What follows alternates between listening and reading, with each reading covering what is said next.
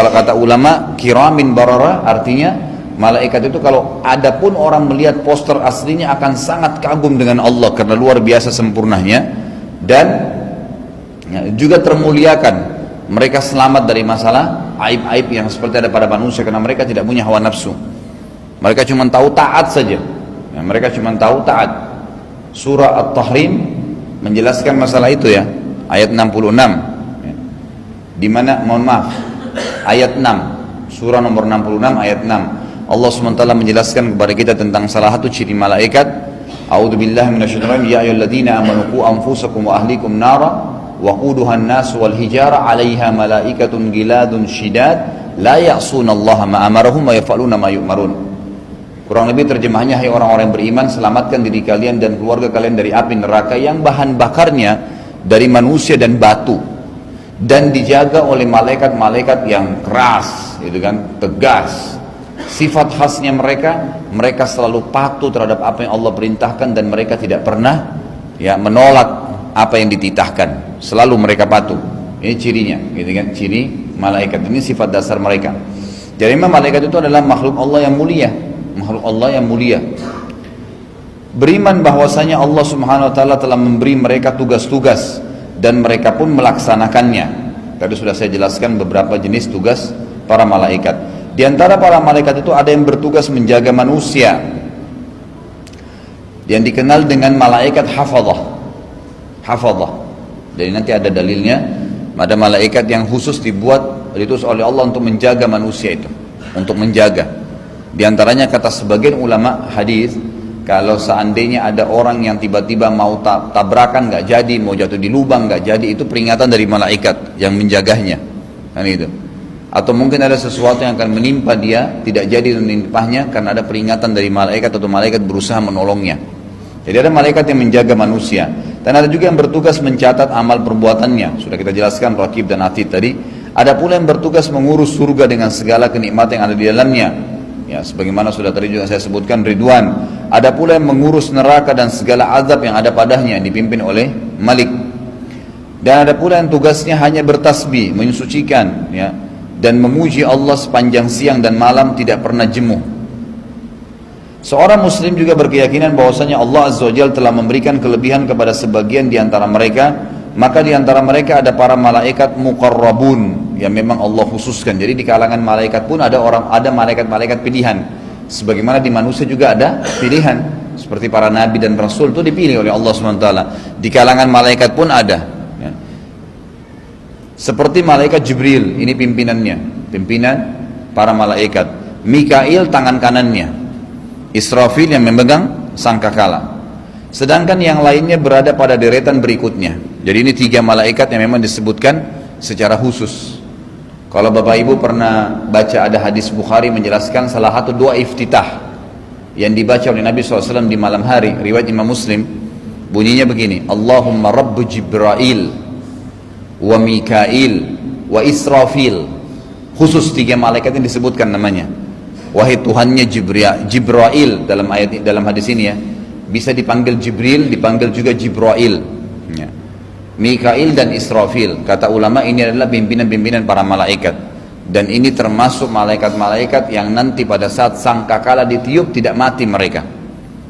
Nah kan nanti ada ayat Al-Quran yang membunyi A'udzubillahi minasyaitonirrajim, fa idza nufikha fis-sur fasa'ika man fis samawati wal ardi illa man sya'allah. Kalau sudah ditiup sangkakala yang pertama, maka hancur semua yang ada di langit dan di bumi. Sa'ik ini kalau semua yang bernyawa, semua yang bergerak jadi mati, nggak bisa bergerak lagi. Manusia, jin, semua malaikat pun. Illa man sya'allah. Yang di langit dan di bumi semua hancur kecuali yang Allah inginkan. Kata para ulama tafsir, yang Allah inginkan adalah di pimpinannya adalah Jibril, Mikail, Israfil. Ini nggak bakal mati. Mereka nggak musnah. Kemudian pemikul singgasananya Allah, nanti ada ayatnya, ada 8 malaikat khusus memikul singgasananya Allah Azza wa Jalla. Kemudian malaikat penjaga neraka dan surga, dan begitu pula bidadari dan bidadara yang ada di surga, semua itu mereka tidak kena gangguan atau goncangan dari sangkakala yang ditiup. Keyakinan yang demikian itu dimiliki oleh seorang muslim berkat hidayah Allah kepadanya. Ini yang pertama, Dan yang kedua karena dalil-dalil nakli dan akli berikut ini. Kita dengarkan dalil-dalilnya. Dalil-dalil nakli secara wahyu. Yang pertama, perintah Allah Subhanahu wa taala agar beriman kepada para malaikat dan informasi darinya, dari Allah tentang mereka. Walaupun tidak kelihatan dengan mata, maka tetap wajib diimani. Karena iman itu artinya meyakini sesuatu yang tidak kelihatan dengan mata kita. Dan itulah 6 rukun iman kita semua itu.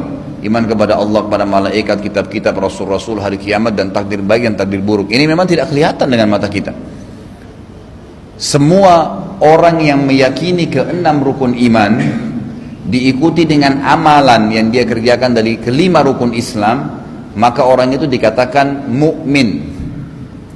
Kalau ada orang ngamalin 5 rukun Islam, syahadat iya, sholat iya, puasa iya, zakat iya, haji iya, tapi Allah ada nggak ya?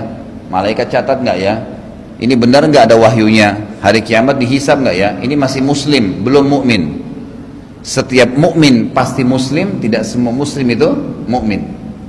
Makanya pernah ada orang Badui dari padang pasir datang ke Madinah bertemu dengan Nabi SAW lalu syahadat.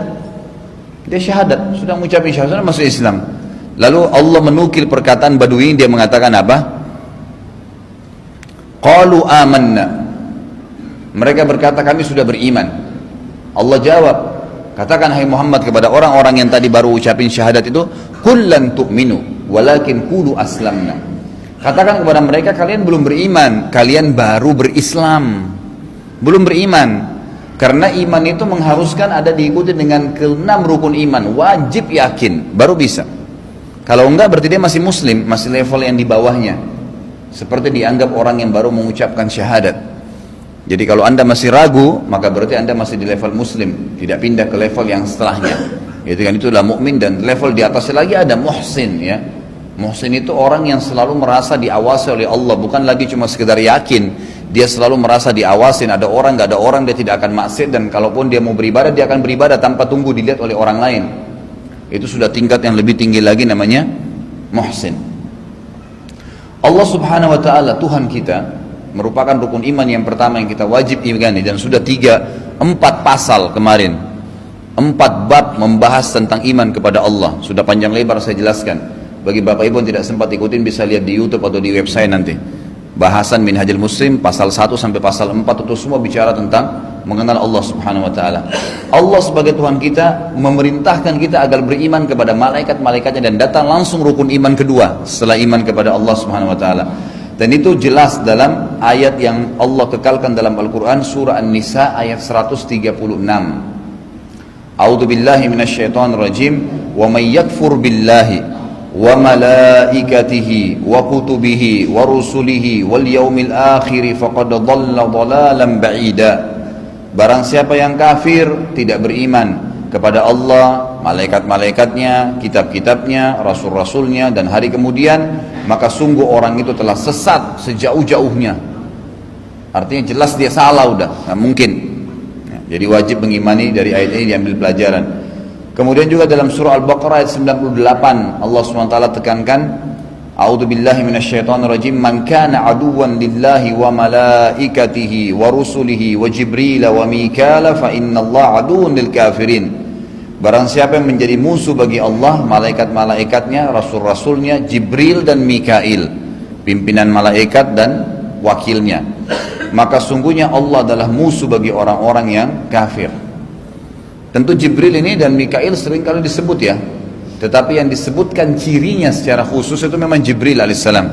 Karena Nabi SAW bertemu dengan Jibril dalam poster aslinya sebagai malaikat 2 kali.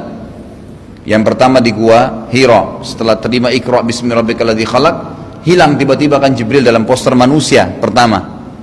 Setelah itu Nabi SAW kaget, tengah malam nih, belum waktu subuh ya, di akhir malam. Kemudian tiba-tiba di gua Hira, di atas gunung sendirian ada orang muncul, dan gua Hira itu cuma cekungan ya, cuma cekungan, bukan gua sebenarnya.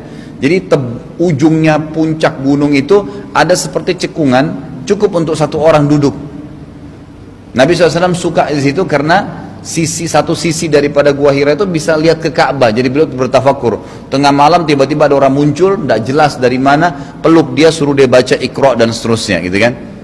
Setelah itu Nabi SAW masih dalam kondisi ya kaget dengan kejadian itu, tiba-tiba hilang tadi.